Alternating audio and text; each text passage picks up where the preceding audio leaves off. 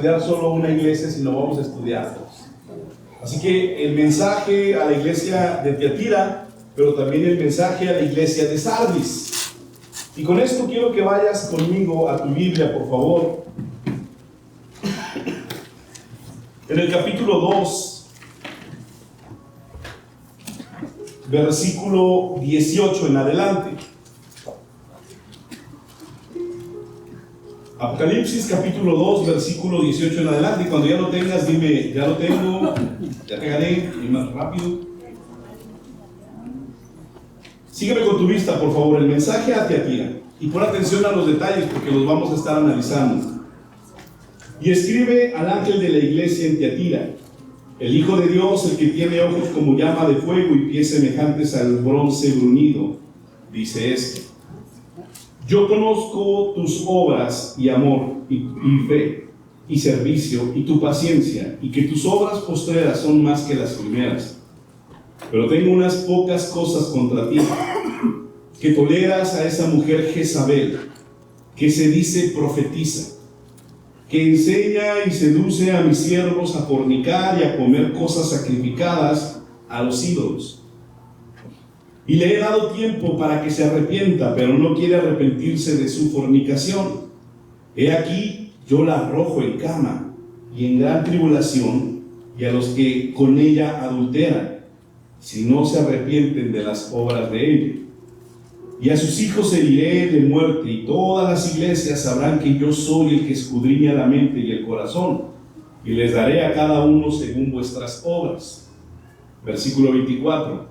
Pero a ustedes y a los demás que están en Tiatira, ¿a cuántos no tienen esa doctrina y no han conocido lo que ellos llaman las profundidades de Satanás? De nada más. Yo os digo, no les impondré otra carga, pero lo que tienes reténlo hasta que yo venga.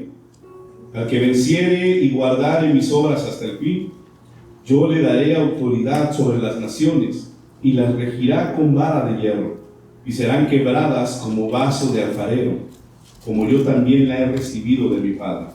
Y le daré la estrella de la mañana. El que tiene oído, oiga lo que el Espíritu dice a las iglesias. Este es el mensaje a la iglesia de Tiatira. Ahora, sigue conmigo en la Escritura, capítulo 3, del versículo 1 al versículo 6. El mensaje a la iglesia de Sardis. Escribe al ángel de la iglesia en Sardis, el que tiene los 7 espíritus de Dios y las 7 estrellas, dice esto: yo conozco tus obras, que tienes nombre de que vives y estás muerto. De nada más el mensaje franco y directo. Vuelvo a leer. Yo conozco tus obras, le dice a la iglesia, que tienes nombre de que vives y estás muerto. Sé vigilante y afirma las otras cosas que están para morir, porque no he hallado tus obras perfectas delante de Dios. Acuérdate pues de lo que has recibido y de lo que has oído.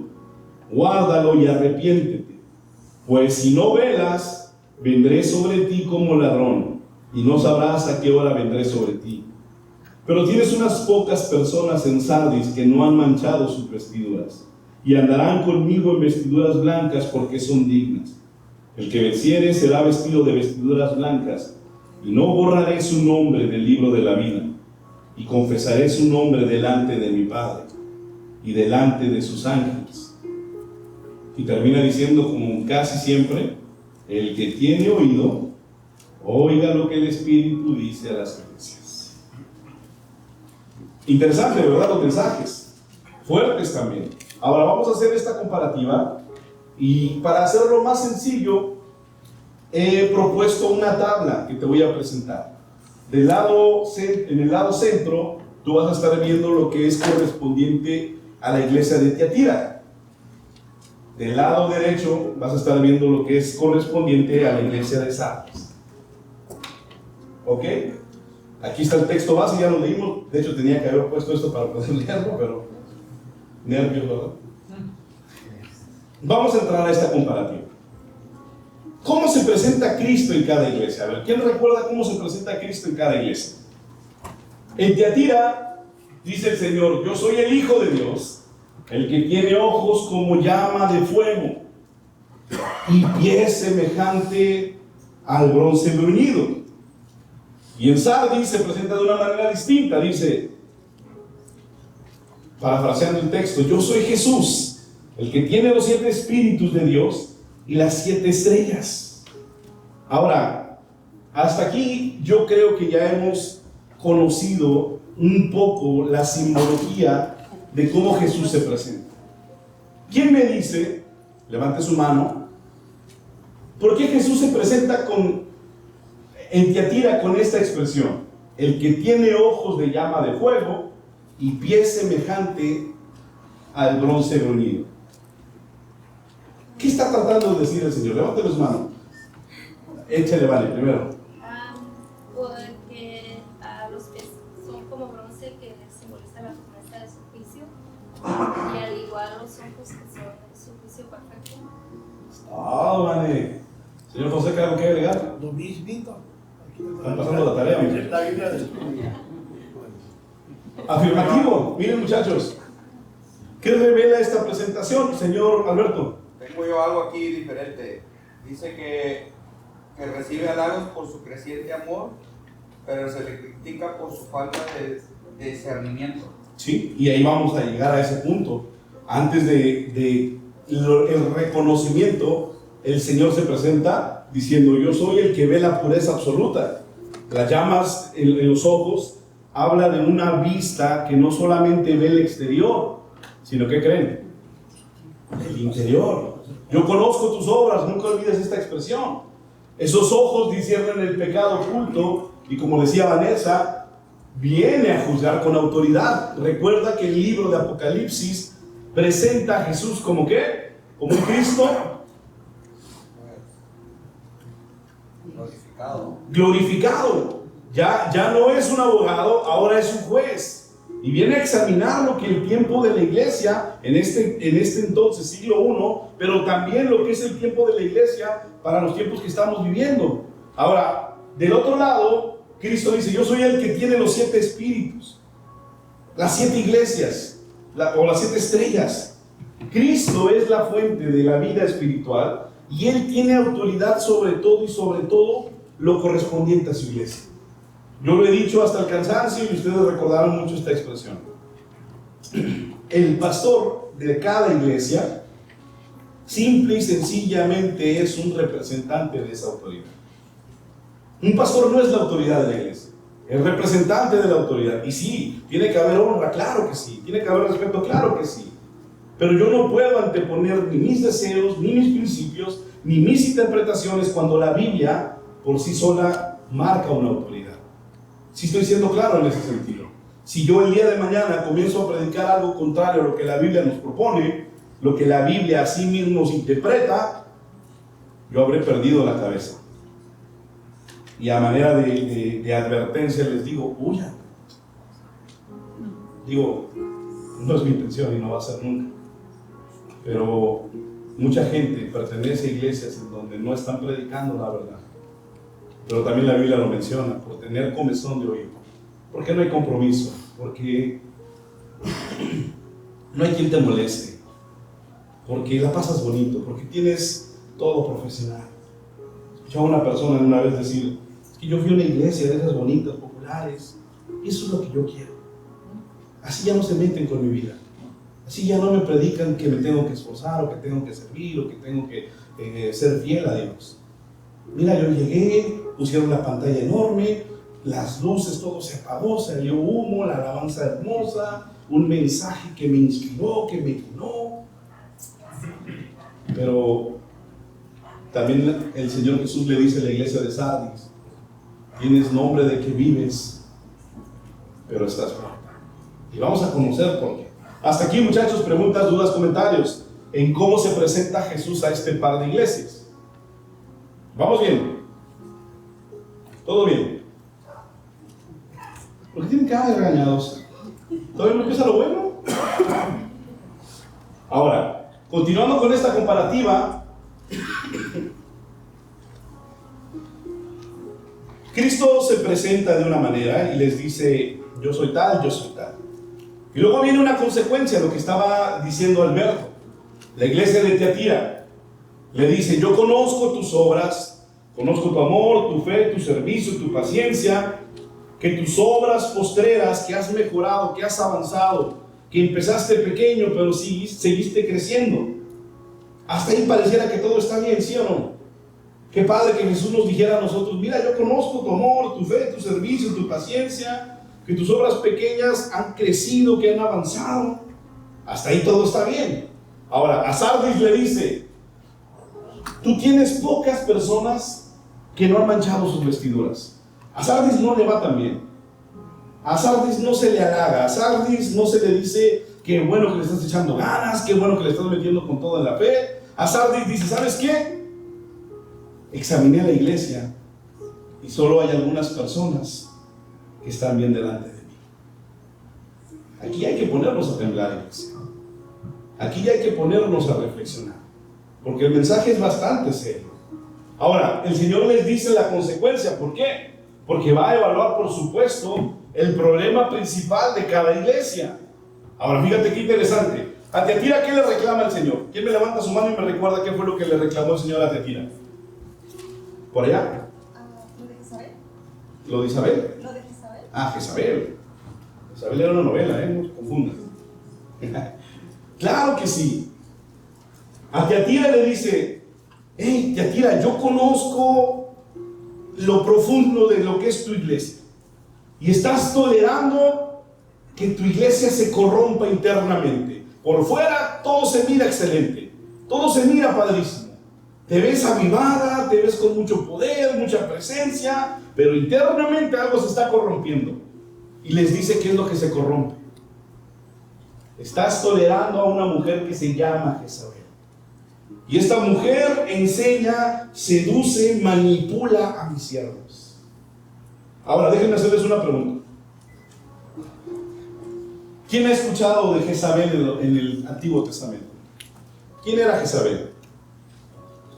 Levántenme su mano. Sandra. La esposa del rey Acab.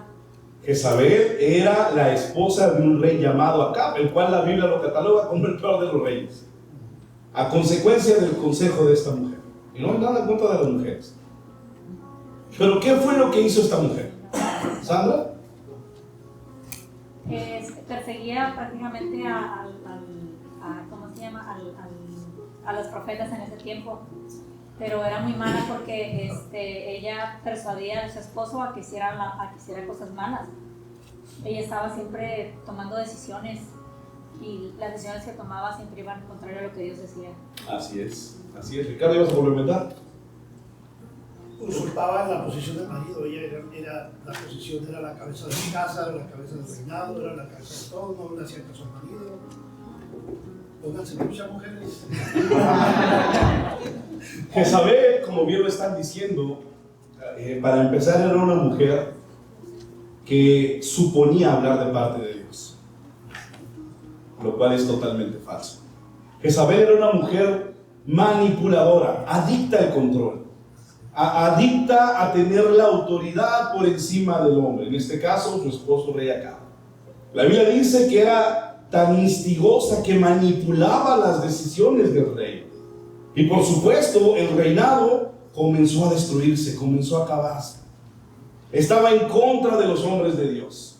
Era una mujer sumamente sensual, una mujer que hacía caer a los hombres, que promovía la inmoralidad sexual como algo tan rutinario, como algo tan normal.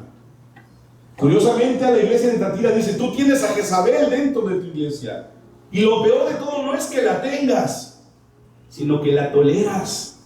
Y no solo la toleras, sino que tú sabes que ha pervertido a muchos hombres dentro de esa iglesia y no has hecho nada. El mensaje es fuerte hacia el pastor. Date cuenta que el mensaje no está en la congregación. Aquí se lo están dando al pastor de la iglesia, siglo I. Ahora, del otro lado, si hay preguntas, por favor levanten su mano. A Sardis le dice: a ver, Sardis, tú solo tienes unas pocas personas que están bien delante de mí, pero aquí te va tu problema. vives de apariencias, vives de máscaras espirituales. Y le da una de las peores sentencias que en la Biblia podemos encontrar. Tienes nombre de que vives, pero realmente estás muerto. Esa palabra bastante fuerte es para destruir cualquier corazón. Y no porque el Señor quiera en sí crear culpa, sino porque el Señor quiere generar arrepentimiento. Es muy diferente el sentido humano al sentido divino. El Señor exhibe el pecado no para avergonzarnos, sino para producir en nosotros arrepentimiento. Pablo dice en la carta a los Romanos: hay una tristeza de la cual no me arrepiento. Y parafraseando el texto dice: la que me lleva a arrepentir. Y aquí estamos viendo precisamente esto. Jesús, conociendo las obras de Tiatira y de Sardis, por un lado le dices: toleras a Jezabel, y tú sabes todo lo que está haciendo dentro de la iglesia y no te ha importado. Y a Sardis le dice: tú ya estás muerta. Tienes nombre de que vives, pero realmente no hay fruto en ti. Qué fuerte es esto, iglesia. Porque si nosotros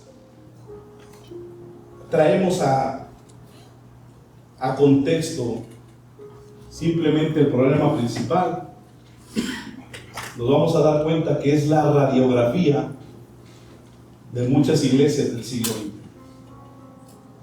A ver, les hago una pregunta. En adjetivos, solamente en palabras, calificando, describiendo, ¿cómo evalúas tú la iglesia de nuestros tiempos? ¿No vemos una iglesia, hablo de la iglesia general de Jesucristo, tolerante al pecado? ¿Vale? ¿Del 1 al 10 o qué? ¿Un 10? No, ¿Del 1 al 10 cuánto? no, preguntaba si era al margen del 1 al 10. Yo sé que hay iglesias que persiguen la sana doctrina. Yo sé que hay iglesias y gente que realmente busca agradar al Señor. Pero en nuestros tiempos vemos una iglesia tolerante al pecado. Ya no se predica sobre el pecado. Ya no se habla sobre santidad. La gente se espanta y se va. Uno de los teólogos contemporáneos de nuestros tiempos, muy bueno, un buen maestro, estaba exponiendo a su iglesia que vino un hombre de su congregación y dice: usted predica la sana doctrina, pastor, y lo hace muy bien y es un gran maestro. ¿Por qué la iglesia no se llena? ¿Por qué viene la gente y se va? ¿No será que estás mal, pastor? Y él le respondió sabiamente, y el video está en YouTube, precisamente porque predico la sana doctrina. ¿Cuántos acompañaron a Jesús camino a la cruz? ¿Y cuánta gente lo seguía cuando él hacía milagros? Miraba otro video de los promotores del evangelio de la prosperidad, un evangelio satánico, no puedo decirlo de otra manera. Y decía este tipo: ¿cómo le has hecho? Lo entrevistaban: ¿cómo le has hecho para que tu iglesia sea una iglesia de miles? Y con una ignorancia marcada, incluso con una malicia marcada en el corazón. Y yo digo: ¿por qué la iglesia no discierne esto? Dice el pseudopastor ese. Pues yo le pregunté a Jesús: ¿qué quieres de mí? Como si nosotros estamos en posición de decirle al Señor: dime, ¿qué quieres de mí? Por favor, estamos hablando con el Rey del universo, el creador de todo lo visible y lo invisible, y que Dios necesite algo de mí. No tendríamos que cambiar la pregunta. Es como si tú vas al Dennis y viene el mesero y te dice: oye, ¿qué quieres de mí? ¿No estaría mal planteado la posición? Hermanos, esa es la iglesia de hoy en día, que queremos que Cristo ofrezca, cuando nuestra pregunta realmente tendría: Señor, ¿qué quieres que yo haga? Señor, ¿cómo me puedo humillar en mi carne para ser un utensilio en tus manos? Tenemos una soberbia impregnada. Y este señor decía que le preguntó al Señor, a Jesús, y que Jesús le dijo: haz muchos milagros en mi iglesia. Va a venir gente de dinero y ahí vas a mantener la iglesia. Ay, Dios mío. Yo no es que no crea en los milagros, creo en los milagros. Pero eso no es el Evangelio. El Evangelio es predicar el mensaje de amor y salvación a todos, tengan o no tengan dinero. Y así se hizo de un imperio de miles de personas. Y está bien, qué bueno que predique el Evangelio, entre comillas, a gente pudiente, porque ese es su mercado, dijo él. Pero, ¿qué hacemos con la gente? Con mucho respeto digo esto, como tú y como yo. Digo, nadie llegó en un jet privado, ¿verdad? Pues este mensaje es para ti. ¿Qué hacemos con la gente que queremos agradar al Señor? Hoy en día la iglesia tolera el pecado, y voy a ser bien honesto en este comentario, no solo por ignorancia del pueblo, sino también, y es fuerte lo que voy a decir, por ignorancia de los pastores.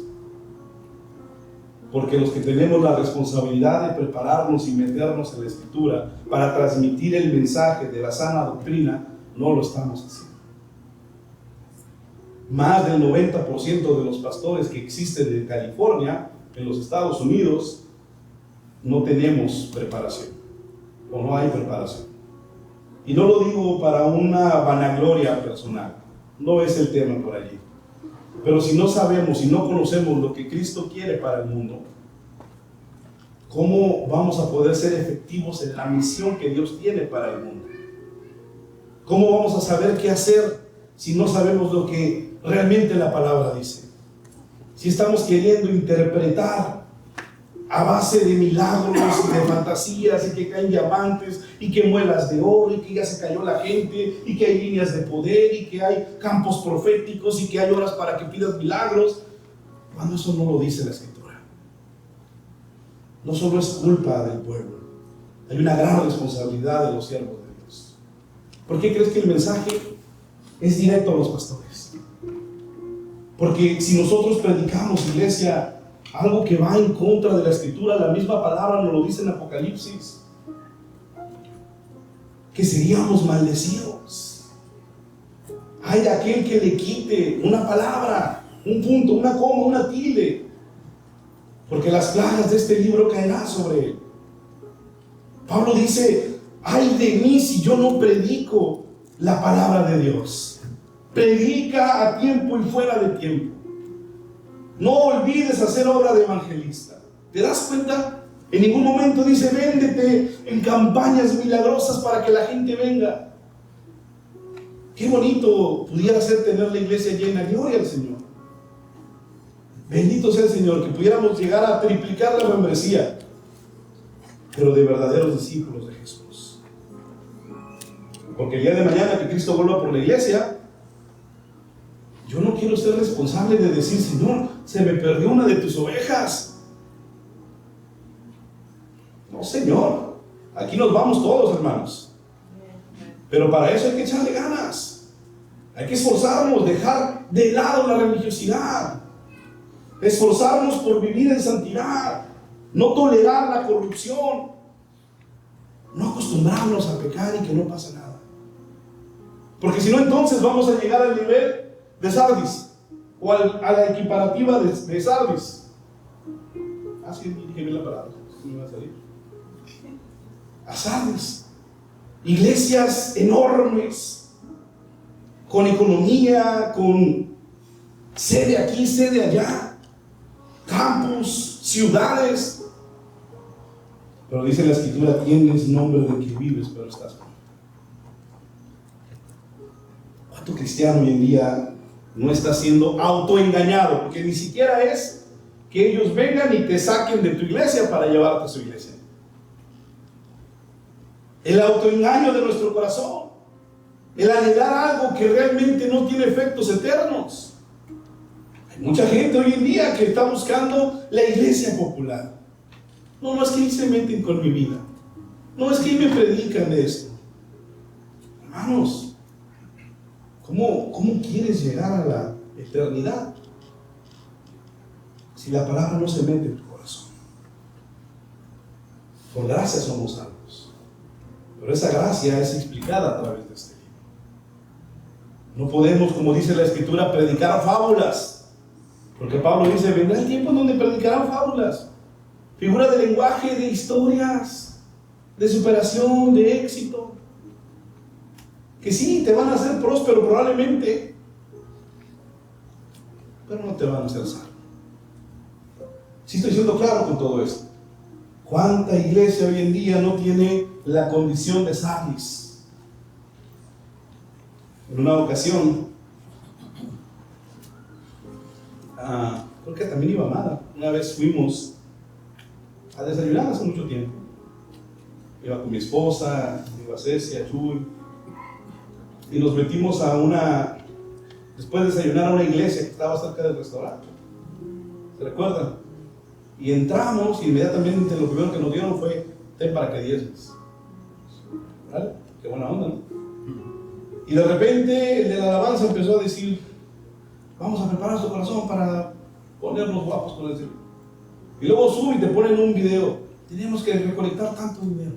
Y luego sube otra persona y dice, yo cuando di dinero a la iglesia, se me triplicó. Ya, toda la gente, no, pues yo también le voy a entrar. Y luego sube otro y te vuelve a pedir dinero, y dinero, y dinero. Ahora, el dinero, claro que es necesario en la iglesia. No con eso estoy diciendo que dejes de participar, por favor, no lo hagas. Porque la iglesia necesita también tu contribución, eso es una realidad. La iglesia necesita corazones fieles, de verdad. ¿Te imaginas que tuviéramos recursos para predicar la sana doctrina económicos? No tendríamos quizás el problema de estar semana a semana, mes a mes, viendo cómo salir de aquí y salir de allá. Pero tampoco podemos caer en el otro extremo de creer que la iglesia avanza porque hay varios ceros en las cuentas de banco. Eso predica sobre la gente que no tiene ni siquiera un edificio. Mira, si el evangelio que tú y yo recibimos en esta parte del mundo no es equiparable al evangelio que se predica en Nigeria, te invito a que veas lo que está sucediendo en Nigeria. Entonces no es un evangelio de Jesucristo, es un evangelio local. Porque qué bendición, hermanos, que tengamos un edificio así. Qué alegría poder tener instrumentos, tener pantallas, que me estés escuchando, mira, sin que tenga que gritar a través de un aparato, un micrófono, un teclado. Pero esto no hace la iglesia de Cristo, porque la iglesia de Cristo somos nosotros. Hay gente que se tiene que congregar sin un techo, así, al rayo de luz, al rayo de sol, sentarse en tabiques o en la tierra.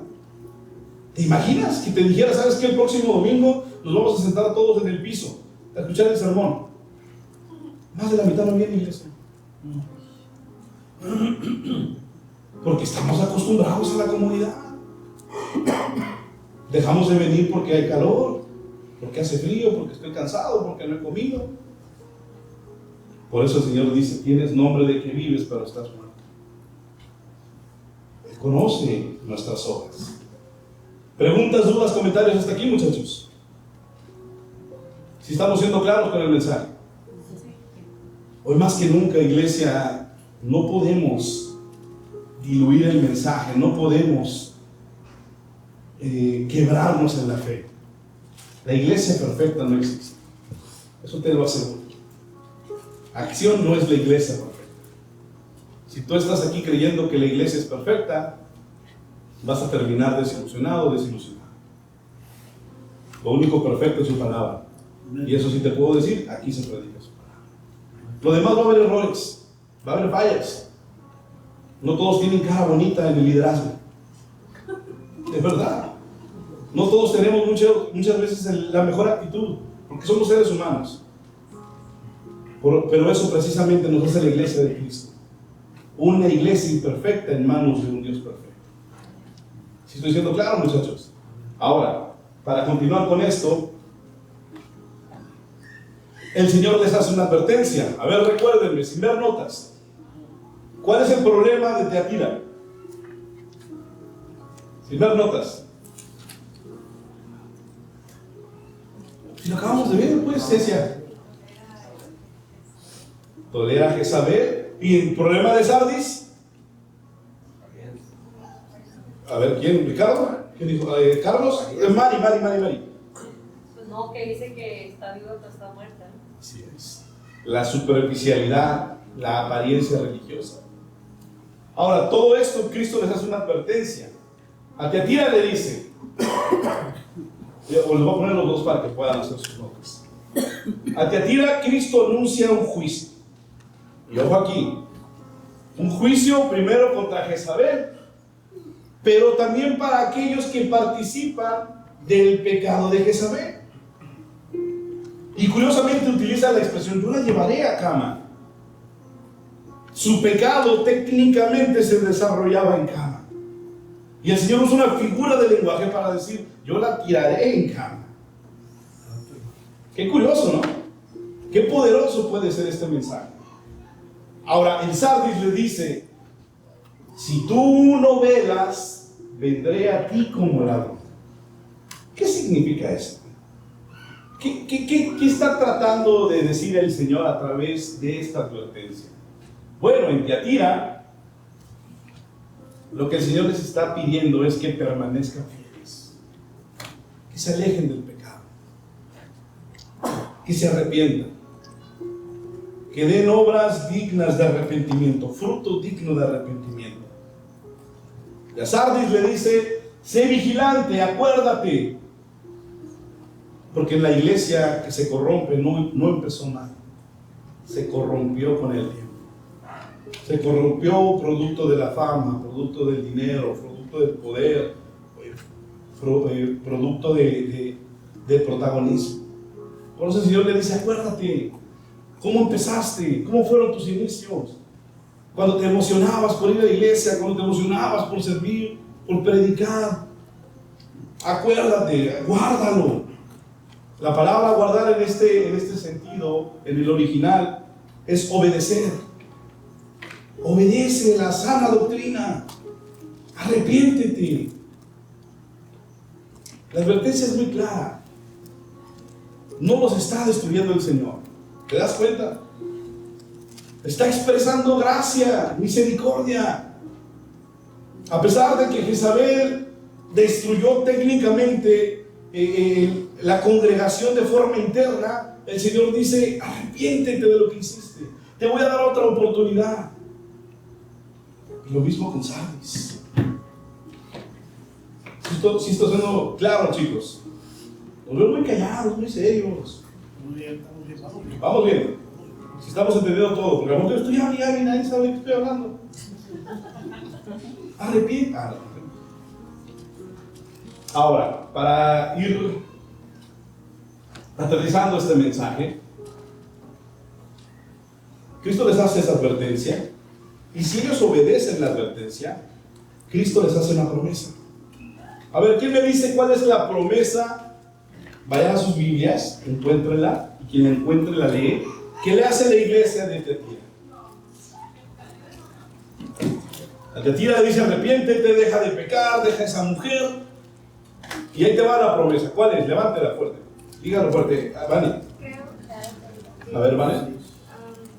Bueno, leo todo el versículo. La promesa, la respuesta que no tú les ves. pegué nada más, solo que retengan con firmeza lo que tienen hasta que yo venga. A todos los que salgan vencedores, y me obedezcan hasta el final, les daré autoridad sobre todas las naciones. Gobernarán. Sí, le daré autoridad sobre las naciones. Y escuche, ¿qué más? Gobernarán las naciones con vara de hierro y las harán pedazos como si fueran ollas de barro. ¿Y qué más? Tendrán la misma autoridad que yo recibí de mi Padre, y también les daré la estrella de la mañana. ¿Qué hubo? Ahí está la promesa que el Señor le hace a Tiatira. Les voy a dar autoridad sobre las naciones. Y también agrega el Señor, les daré la estrella de la mañana. ¿Por qué dice esto el Señor? ¿Alguien tiene alguna idea por qué el Señor dice esto? Les dará su espíritu. ¿Mande? Les dará su espíritu. Les dará su espíritu. ¿Qué más? ¿Por qué el Señor dice esto? Porque el Señor dice, si tú te alejas del pecado, yo te voy a dar autoridad sobre las naciones. Incluso en la versión de Padre dice, tendrás la misma autoridad que yo. Y además te daré la estrella de la mañana. ¿Cuál estrella? Jesús mismo. Jesús mismo. Un pastor, no un buen pastor. Un nuevo pastor.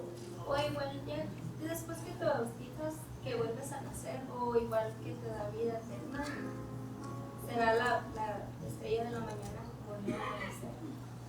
Te pusiste muy poética, ¿vale? Aquí dice, Buena interpretación. Señor Fonseca. aquí dice, Juan revela más adelante a Cristo como la estrella resplandeciente de la mañana. Ahí Más está. adelante. Ahí está. A Cristo mismo. Antes de ir a ese pasaje, Alexandra. Sí, yo pensé en el sol, porque Jesús es el sol de justicia. Es el que la estrella de la mañana es el sol. El sol de justicia, la estrella de la mañana. Ahora, antes de encontrar esto en lo que la Escritura dice, por su parte, a Sardis. Dígame, por favor. No, iba a leerlo. Léalo, por favor. Nadie vio nada. Dice, así el vencedor será vestido de vestiduras blancas, y no borraré su nombre del libro de la vida, y reconoceré su nombre delante de mi Padre y delante de sus ángeles. ¿Se dan cuenta de esta expresión? Fíjate qué interesante. Será vestido de vestiduras blancas. Habla de una justificación total, de una santidad, de una aceptación que podemos tener hacia el Padre. Una vida no que no hayamos pecado, sino que a través de Jesucristo y su sacrificio en la cruz somos presentados como justos delante del Señor. Pero curiosamente dice aquí algo: no borraré su nombre del libro de la vida. ¿Te das cuenta de esta sentencia? Si tú y yo hacemos la antítesis de esto, es posiblemente, o cabe en la posibilidad de que ¿qué? De que lo borre. A ver, ¿cómo está eso? Una persona que estuvo inscrita en el libro de la vida y que fue borrado. No estamos hablando de salvación. Y el Señor dice, si tú no te arrepientes, entonces hay la posibilidad de que te borre del libro de la vida. ¿Cierto o no lo dice así? ¿O lo estoy malinterpretando? Aquí no se trata de discutir si la salvación se pierde o no. Pero sí se trata de entender que debemos de cuidar lo que Dios nos ha entregado. Si estoy siendo claro con eso. El debate aquí teológico no es si perdemos o no la salvación, sino cómo cuidamos de esa salvación que se nos ha regalado. Carlos y luego Sandra. Entonces ahí a Calvino perdió. Ahí Calvino perdió. Por eso.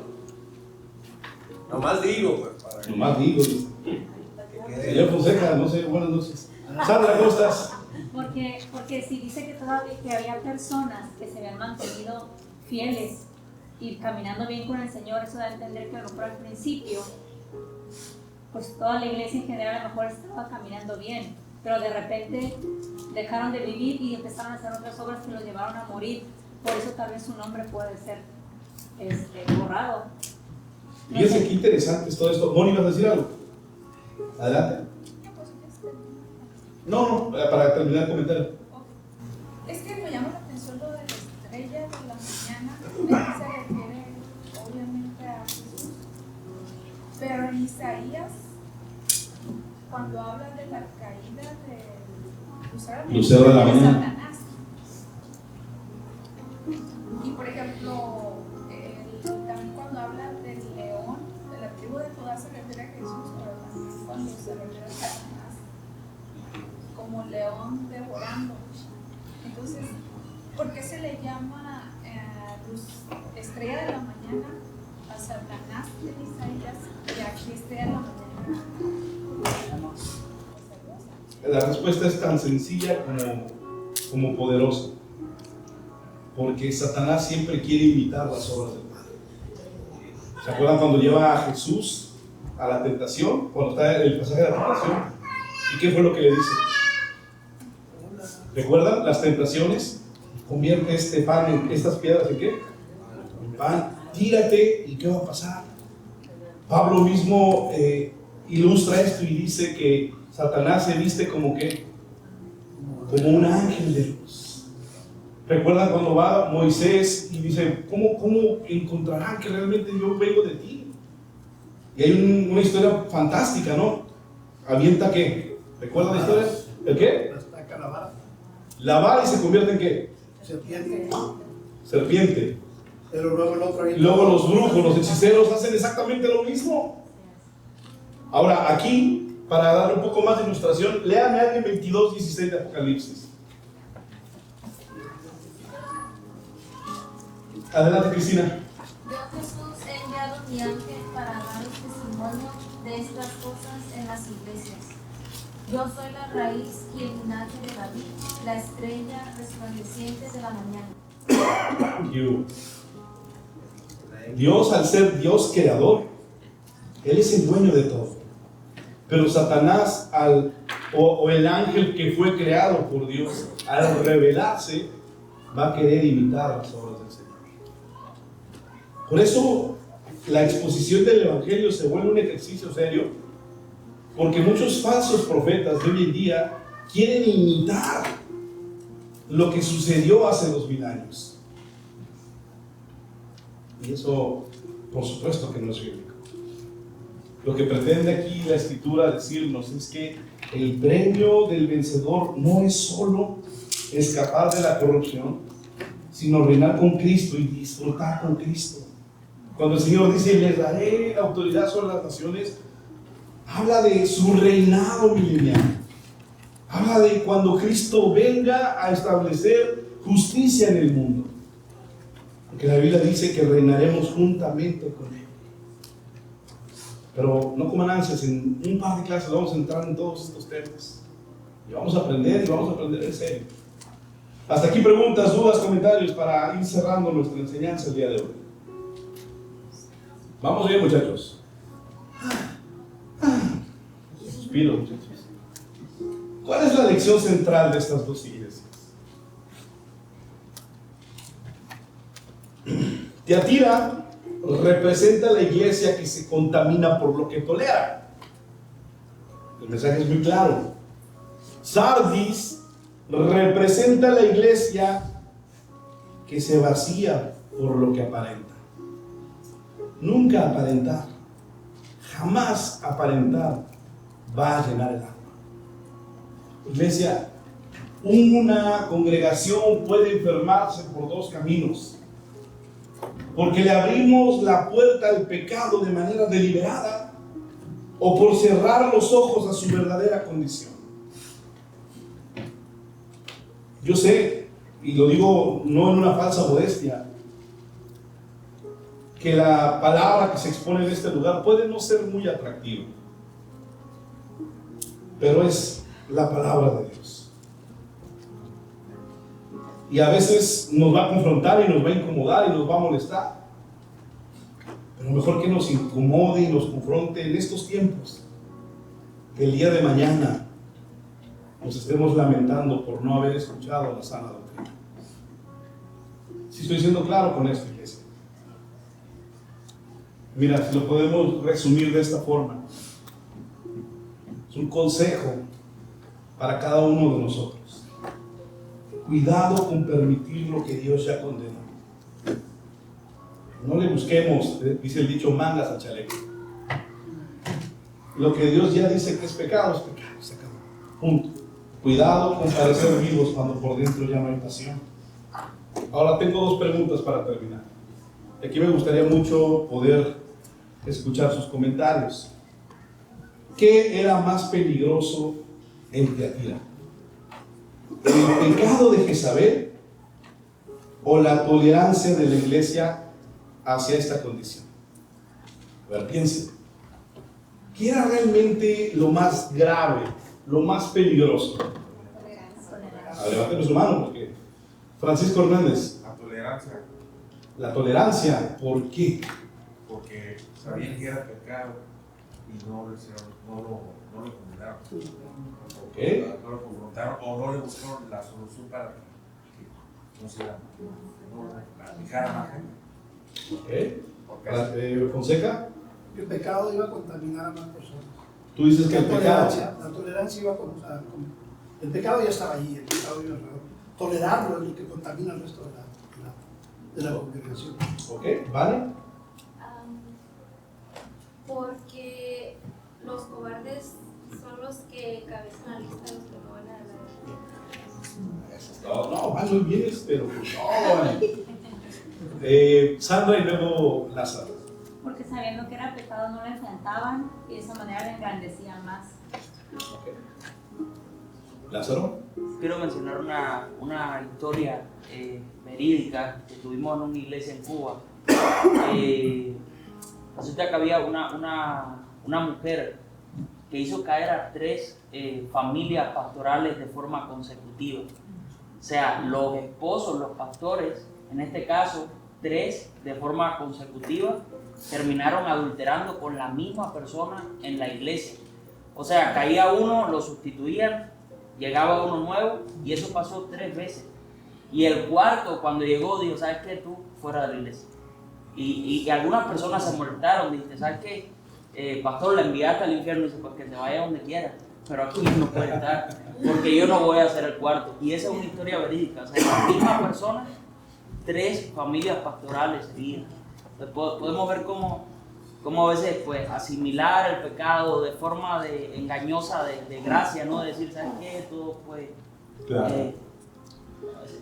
consecuencia, ¿no? Lo he comentado y ustedes recordarán la historia cuando estaba yo en una iglesia, en otra iglesia, y entró una mujer buscando al pastor. Y yo me presenté y dije, yo soy el pastor. Pues tengo algo que decirle a la iglesia, necesito decirle a la iglesia. ¿Recuerdan la historia? Y le dije, pues no, vamos a hablar, si quieres te doy tiempo. Y nos metimos, muchos recordarán que al entrar a la iglesia que estaba en la UNRI, al entrar había un cuartito con ventanales. Y yo le dije a 2 personas, por favor estén como testigos viendo. Y todas uno de ellos, Fonseca. La mujer era una bruja. Empezó a orar ahí en unas lenguas extrañas y se metió conmigo un amigo más temeroso que nada, pero no sabíamos que era una bruja. Y curiosamente la mujer había en su récord maldecido más de 11 iglesias, en la cual esas 11 iglesias le dieron el lugar para pasar y maldecir a la iglesia. ¿Dónde está el discernimiento, pues? No todo lo que brilla es oro.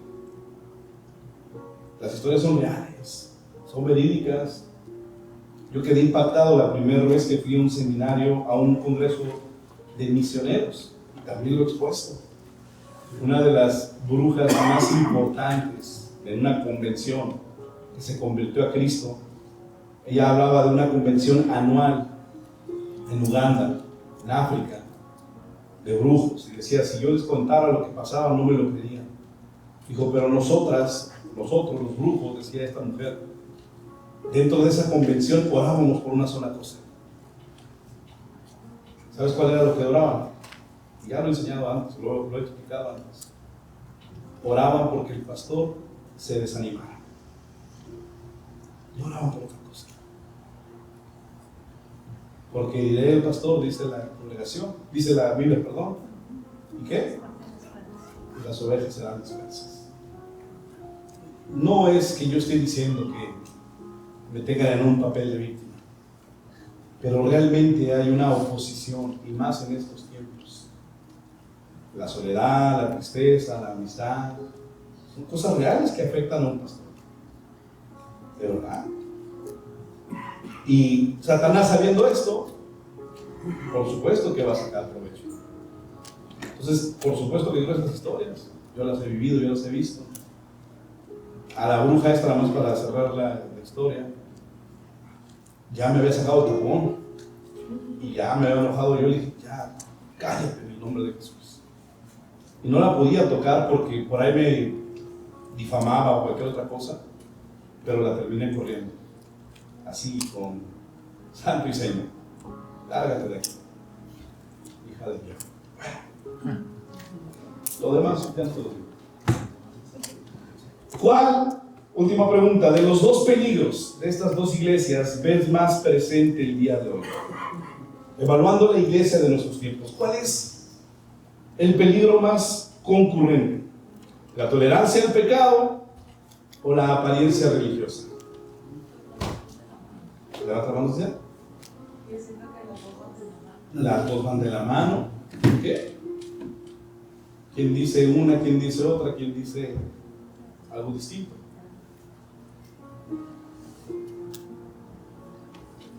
¿Qué es más peligroso para nuestros tiempos? ¿La tolerancia al pecado o la apariencia religiosa? La apariencia religiosa. A ver, Vale, échale. Pues yo creo que la apariencia religiosa, porque tú puedes estar tratando de imitar o de inculcar lo que tú sientes que es correcto, pero lo que tú estás predicando, enseñando o mostrando a la gente que cree en ti como un ejemplo cristiano, se termina desanimando o guiando incorrectamente porque pues tú estás mal. Tú estás encaminado en un camino que no lleva a Dios. Okay. ¿Alguien más? A ver, Vane dice la apariencia religiosa, Cecilia dijo las dos van de la mano. ¿Qué sería lo más peligroso? ¿Tolerar el pecado o aparentar una vida religiosa? Échale. Yo creo que si es el pastor que está tolerando el pecado, está aparentando ser religioso.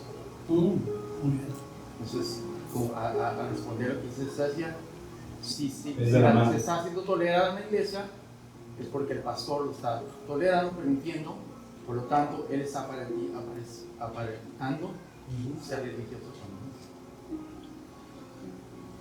Voy a decir algo con mucha propiedad para cerrar esta sesión, pero la apariencia religiosa, como bien lo menciona, es en sí una evidencia de falta de santidad en el corazón. Ahí grábalo, apúntalo. Porque una persona que intencionalmente se quiere mostrar como espiritual es porque es todo lo contrario a lo que se está mostrando. Y por eso se quiere evidenciar. Por eso el lenguaje religioso, por eso el comportamiento oculto, por eso el protagonismo, porque trato de cubrir una área que realmente no es real en mi vida. Como el valentón que dice, no, yo sí hago esto, yo hago aquello, yo hago lo otro. Es el más cobarde. Es el que más, es el primero que corre. Dice un dicho de la tradición popular, dime de qué presumes y te diré de qué careces, segunda de Josué.